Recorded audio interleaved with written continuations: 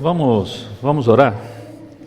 Pai Santo, mais uma vez nós te damos graça, Pai, obrigado porque a gente pode estar aqui em Tua presença, iniciando mais uma série de estudos e que o Senhor esteja nos abençoando e nos ensinando. Em nome de Jesus agradeço e oro, Pai. Amém. Então nós vamos começar hoje, como está projetado ali, uma série de estudos no livro de Daniel, né, um dos 5 profetas maiores do Antigo Testamento. E o livro de Daniel ele é muito relevante para nós hoje, né, nos nossos dias, por 3 motivos básicos. Né? Um é que ele nos ensina, ele nos estimula, nos encoraja a manter a nossa fé, a nossa confiança em Deus, diante de um mundo tão corrompido.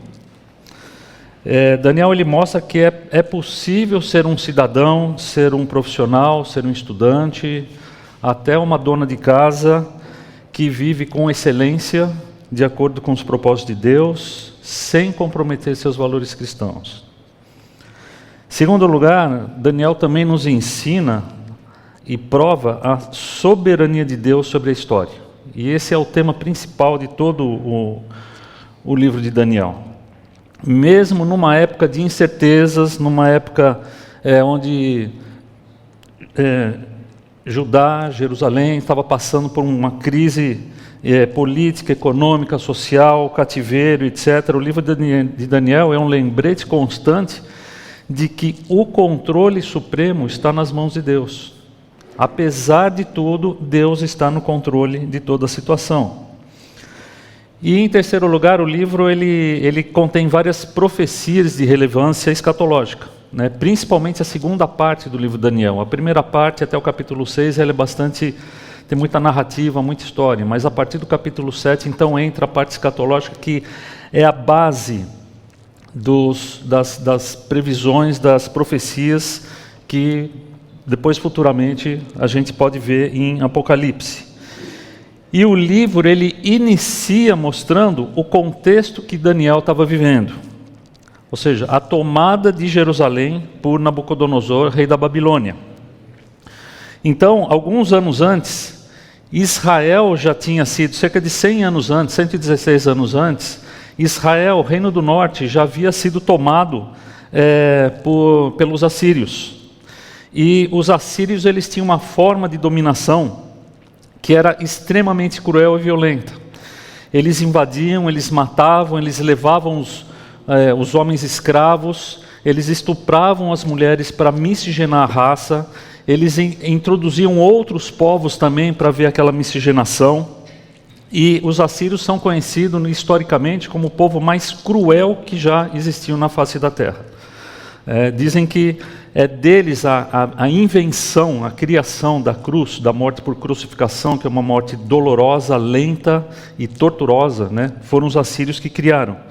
Né? Fora a questão de empalamentos, pilhas de cadáveres, de crânios, né? Em volta dos muros das cidades, para mostrar a violência com que eles lidavam com seus inimigos. Se bem que eu tenho uma teoria, abrindo um parênteses aqui, eu tenho uma teoria de que, alguns anos antes, Deus havia mandado Jonas para pregar justamente em Nínive, para tentar dar uma amenizada nessa fúria, nessa violência toda dos assírios, para que quando houvesse invasão de Israel, a coisa não fosse tão violenta. Essa é uma teoria minha. 100 anos depois, então, a Babilônia cresce, domina a Síria, e aí eles vão para Jerusalém. Então aqui tem alguma coisa da cultura síria, vários achados arqueológicos ali, num sítio arqueológico onde possivelmente era a cidade de Nínive, né? Então tem até hoje esculpido nos muros, né? E em algumas pedras, algumas rochas, os feitos dos assírios. Algumas dessas esculturas aí em baixo relevo, elas vão mostrar também cenas mais violentas de tortura e de subjugação dos seus inimigos, tá? E aí depois então, 100 anos depois, mais ou menos, 116 anos depois, a Babilônia toma a Síria, cresce, e aí eles então vão para Jerusalém. E Jerusalém, capital de Judá, o reino do sul, somente 2 tribos Benjamim e Judá é quem habitava e dominava aquela região ali. E a forma de domínio babilônico era diferente da forma dos assírios. Os babilônios, apesar de todos os povos daquela época serem extremamente violentos, mas os babilônios eles dominavam mais pelo controle, pelo domínio cultural.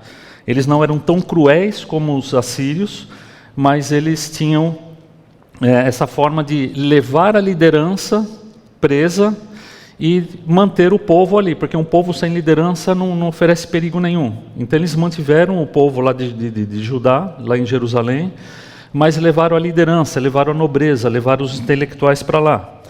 E aí a gente lê nos livros históricos que ambos os reinos, tanto Israel quanto Judá, eles caíram mais ou menos pelas mesmas causas, né? A teimosia, a idolatria, a desobediência, a imoralidade, corrupção, indiferença para com Deus.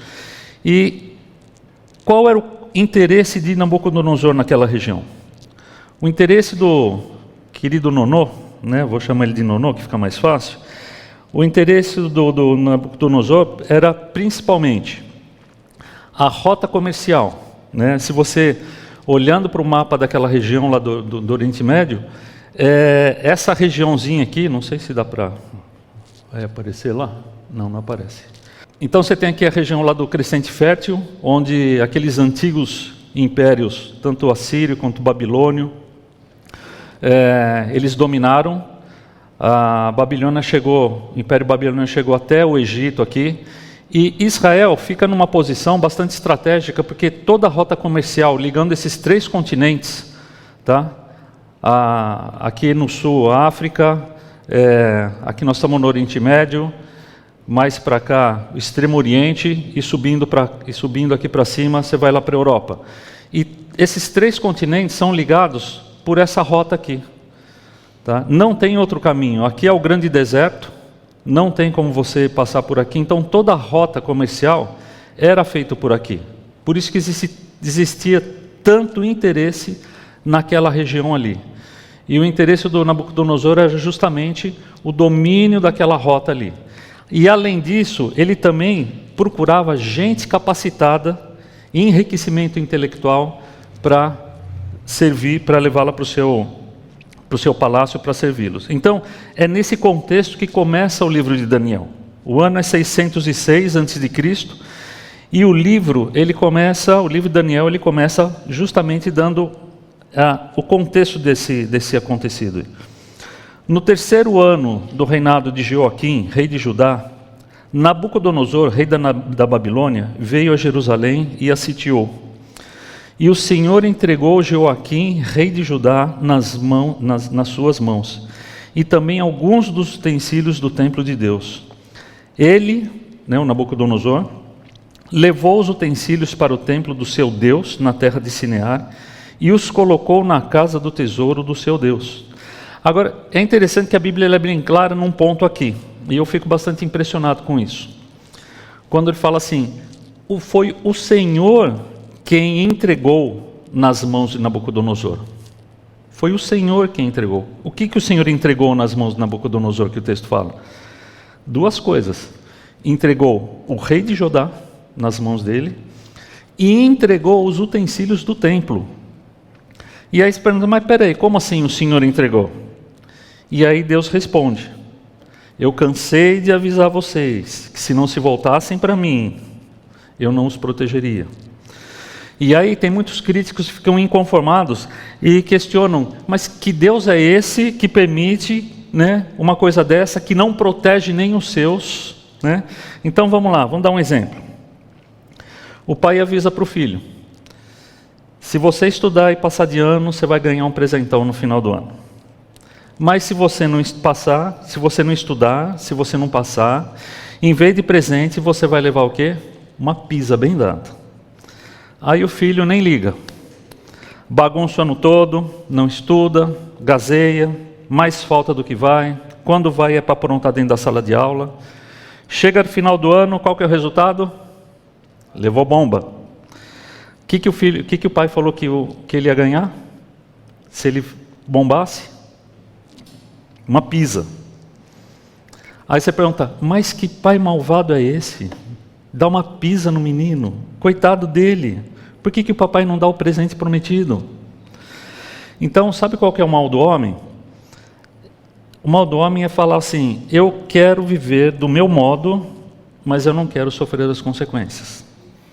E era exatamente isso que acontecia com Judá. Foi isso que aconteceu também com Israel. Nós somos livres para fazer o que quisermos com a nossa vida, mas nós não somos livres para escolher as consequências daquilo que a gente faz. E aí os utensílios do templo. Foi Deus quem mandou fazer aqueles utensílios. Foi Deus quem pediu, ensinou como que era para fazer, o formato e etc, etc, para serem utilizados no serviço do templo. E aí as pessoas falam: não, mas aqueles utensílios eram sagrados. Não eram sagrados? Era sagrado. E Deus permitiu que levassem, e ainda para colocar aqueles utensílios dentro de um templo pagão.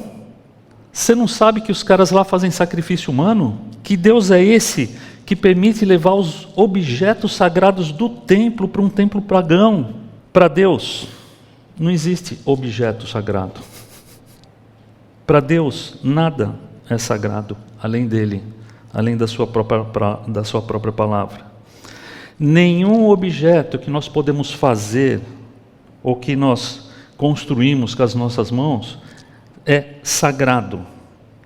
Nada do que nós fazemos para Ele, mas sim aquilo que Ele faz por nós. Isso é sagrado.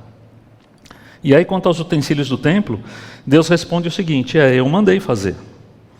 Eu mandei que vocês fizessem com uma finalidade.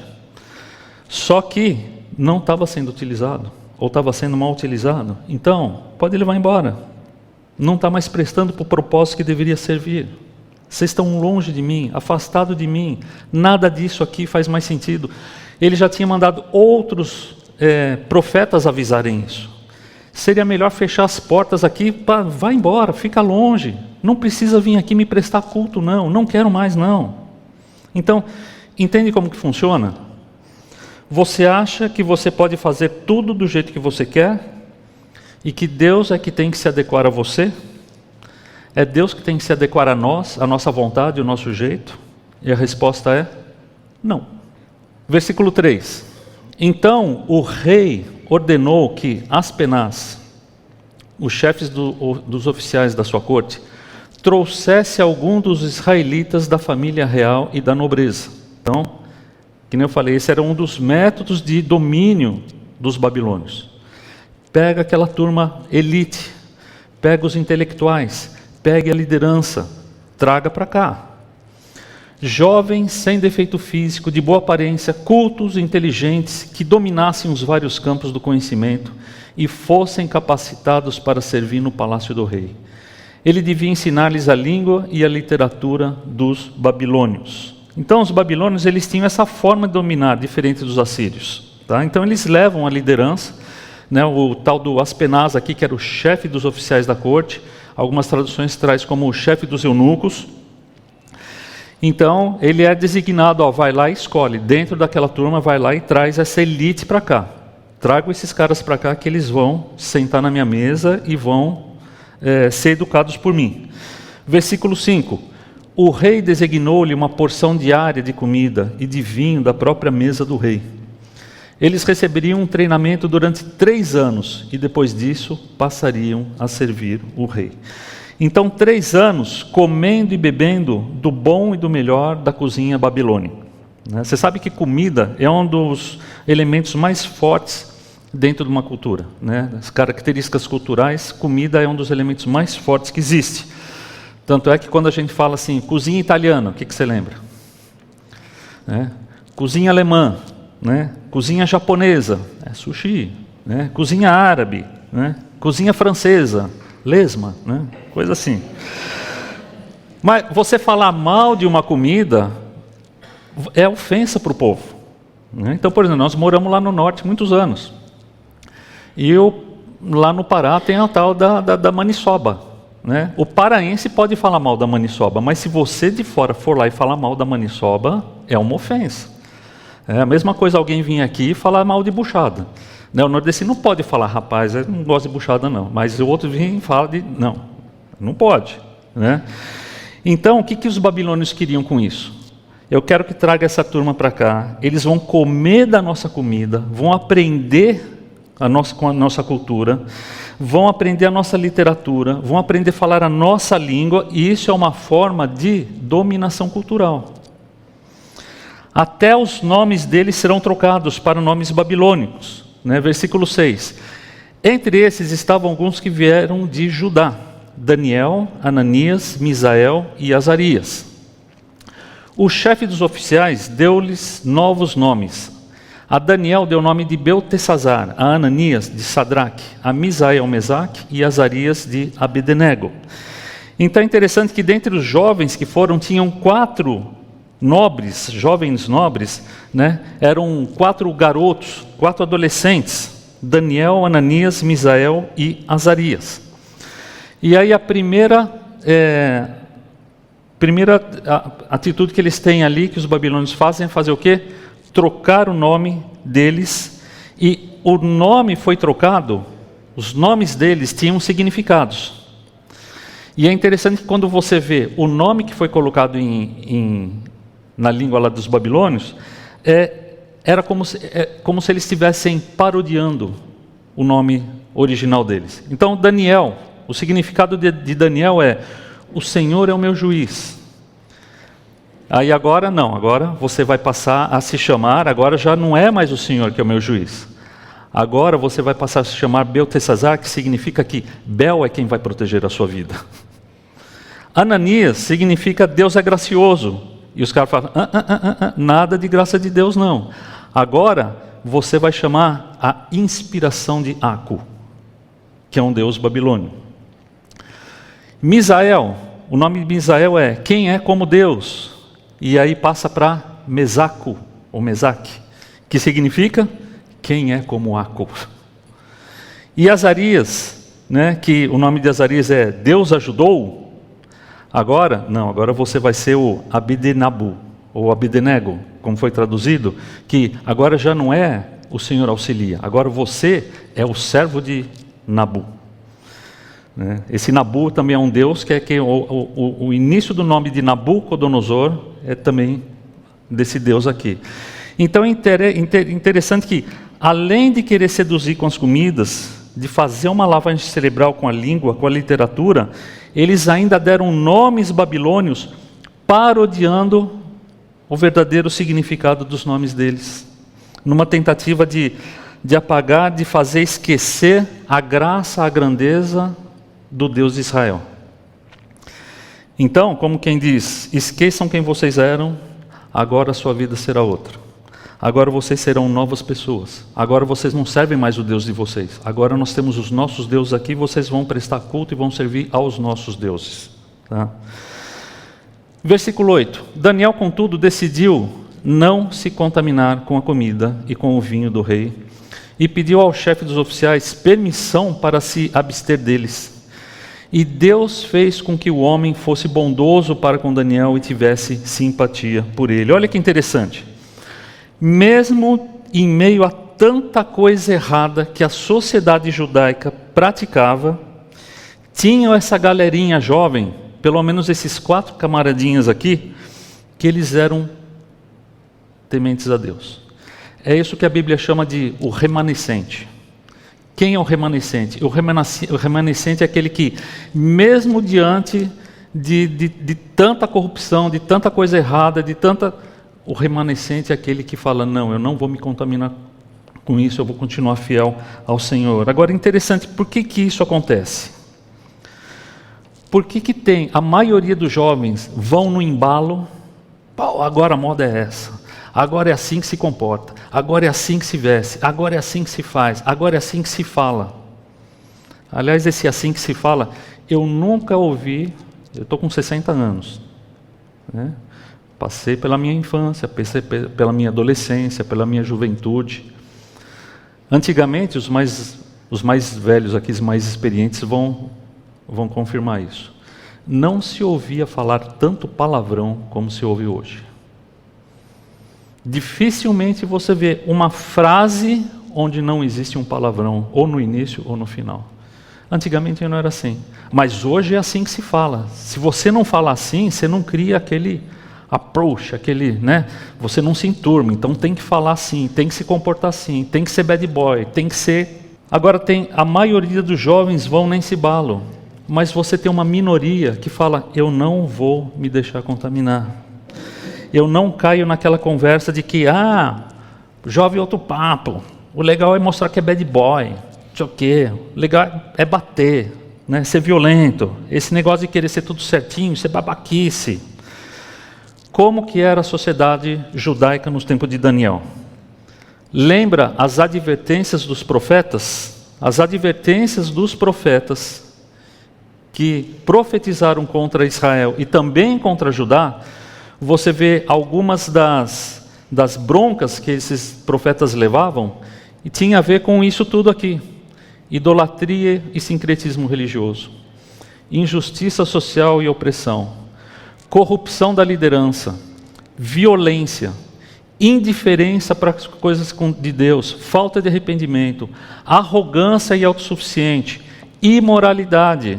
Então tudo aquilo que os profetas falavam contra, alertavam contra Judá, contra Israel, se a gente pegar esses itens aqui, isso tudo a gente vê presente dentro da nossa sociedade hoje. Essas eram atitudes do povo judeu daquela época, da época de Daniel, e esse era o comportamento normal. Mas todo mundo faz assim, e igualzinho os nossos dias. E foi a prática desse comportamento que levou à ruína deles. Aliás, quando você estuda história, quando você vê as grandes civilizações, quando você vê o porquê da ruína das grandes civilizações dos povos, isso tudo aqui está incluso.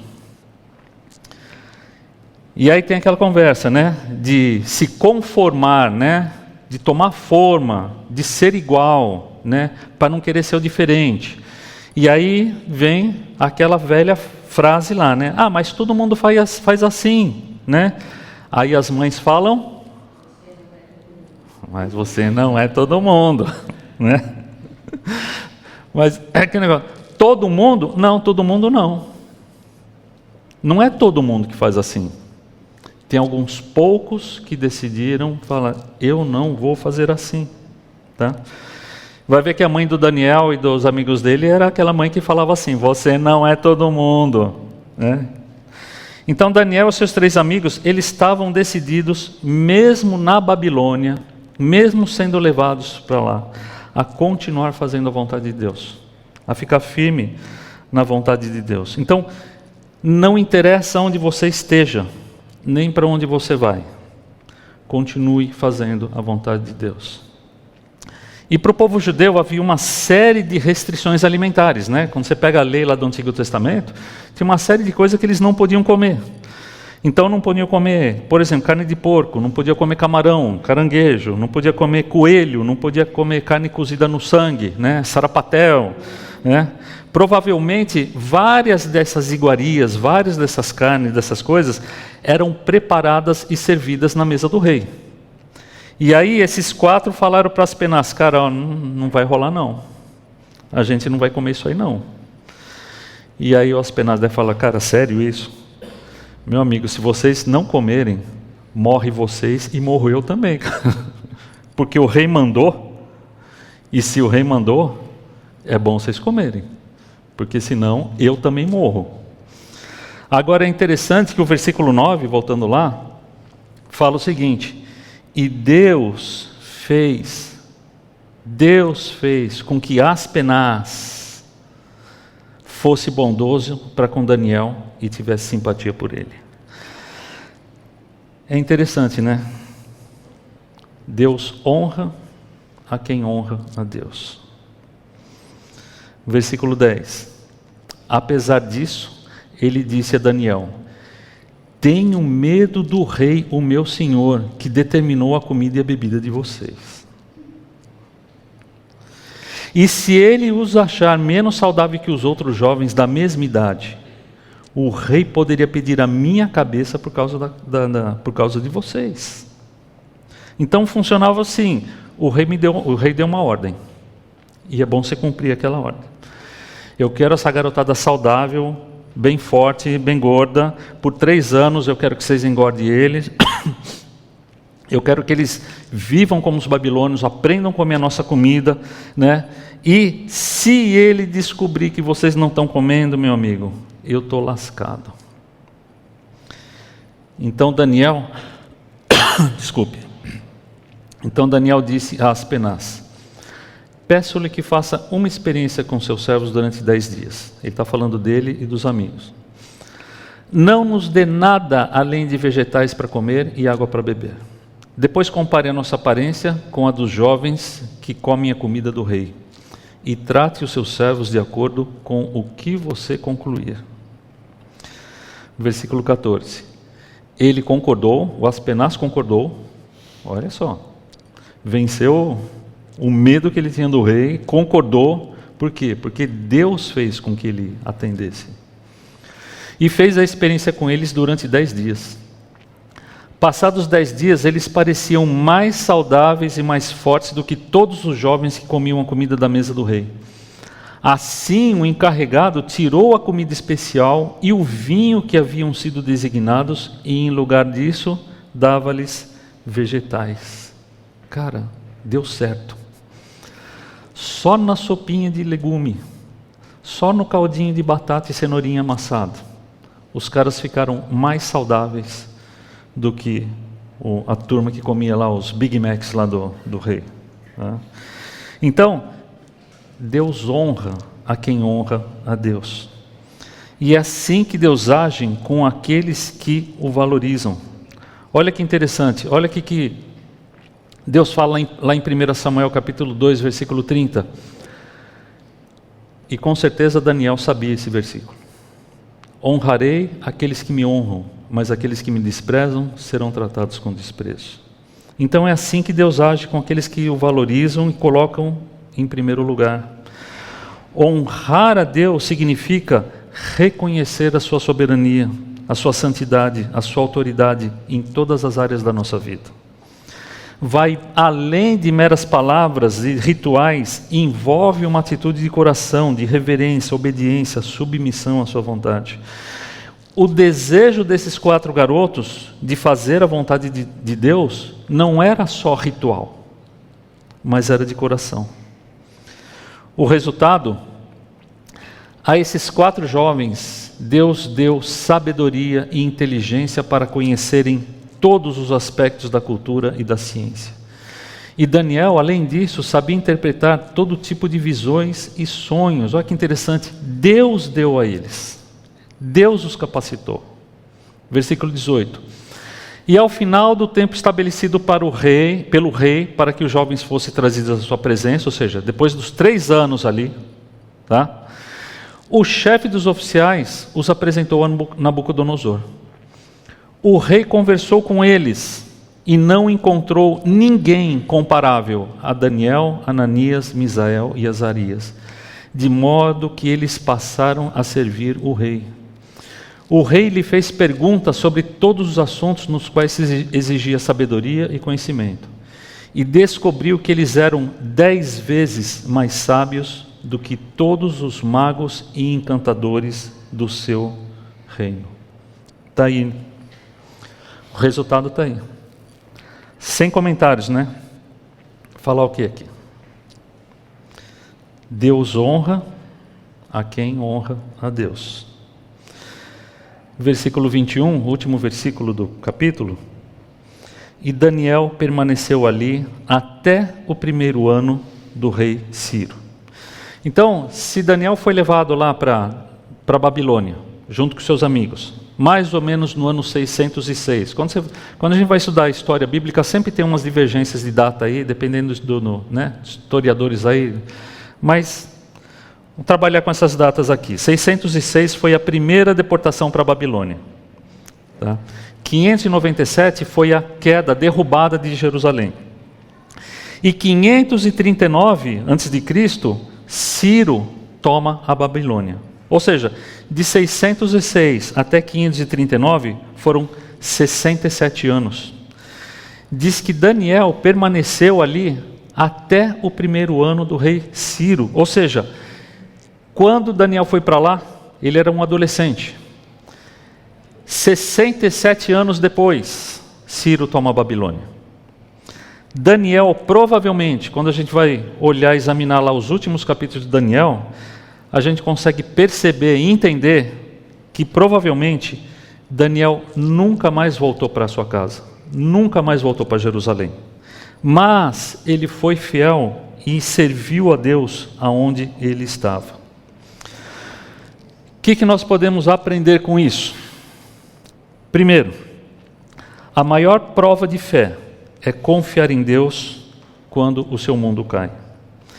A maior prova de fé que alguém pode demonstrar é confiar em Deus quando nada dá certo, quando o seu mundo desmorona, quando tudo parece perdido. Cara, estava indo tudo bem, estava tudo jóia, de repente um acidente, de repente uma perda, de repente, pronto, o seu mundo desaba.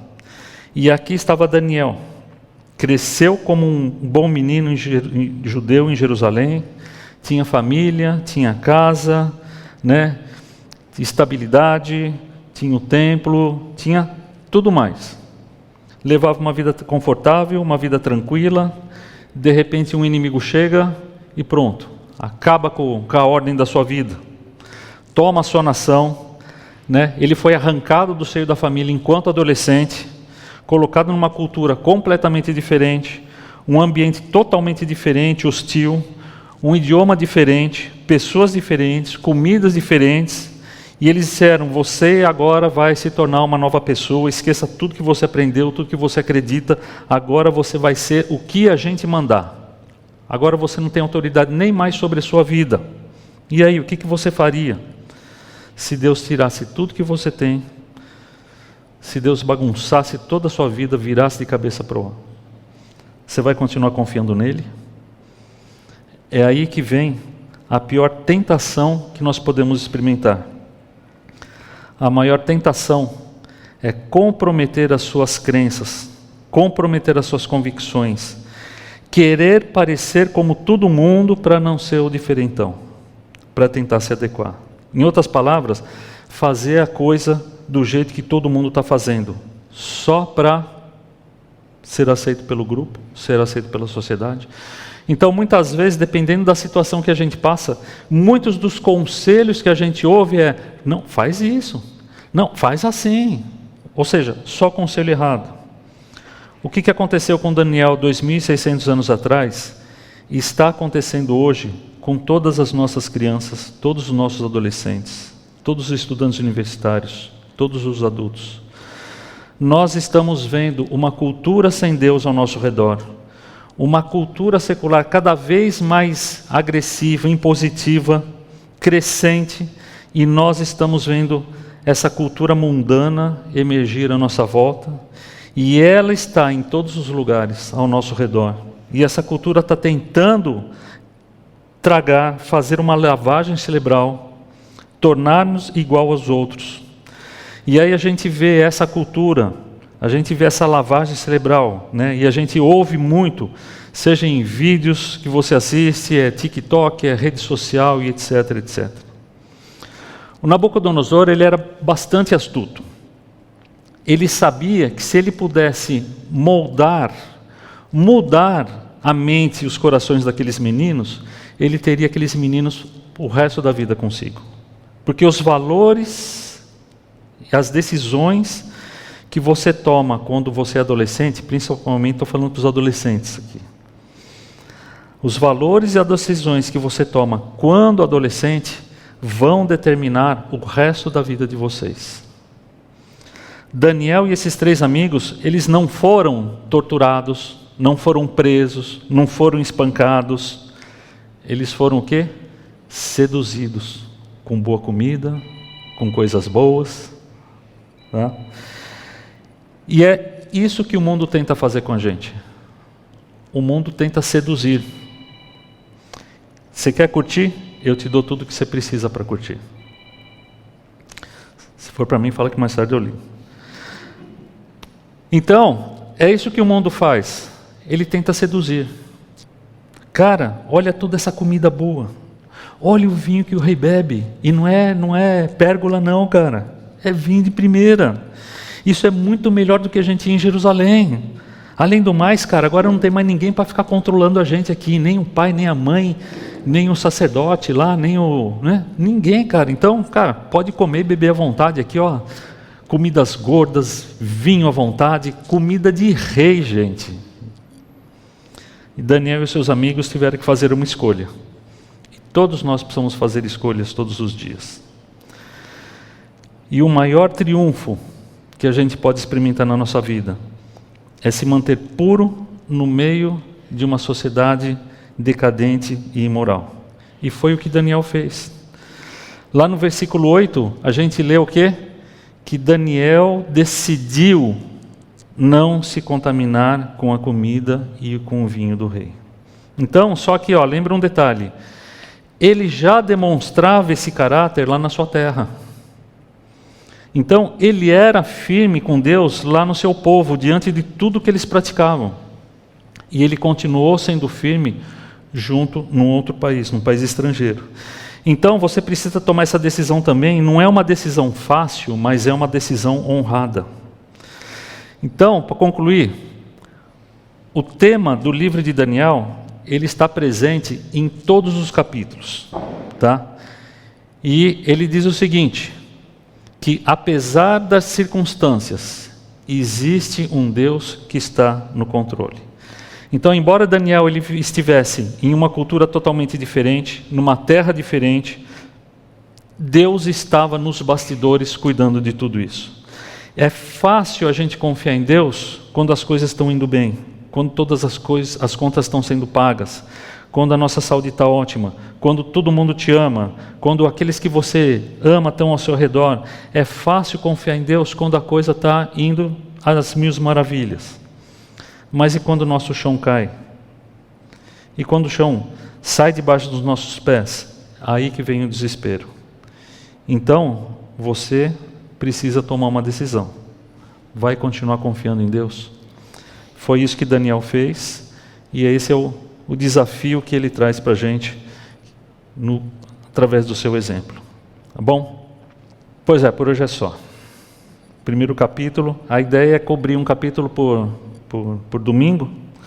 São 12 capítulos, então pelo menos nos próximos 3 meses a gente vai estar... vocês vão estar vendo minha cara por aqui, se Deus permitir. Tá bom? Oi?